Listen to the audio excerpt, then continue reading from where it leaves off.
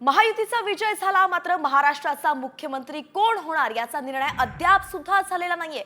देवेंद्र फडणवीसांना संधी देणार की पुन्हा एकनाथ शिंदेच मुख्यमंत्री होणार याकडे सगळ्यांचं लक्ष आहे।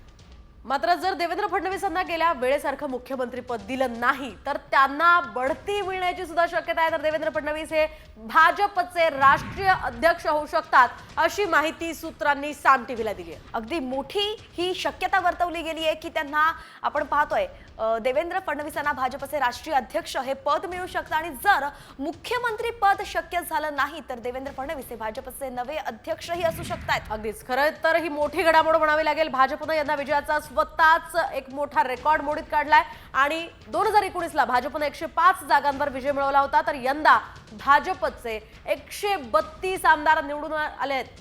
132 अतिशय मोठा आकडा आहे। या दणदणीत विजयानंच फडणवीसांचा आलेख हा गगनाला भिडताना दिसून आलाय।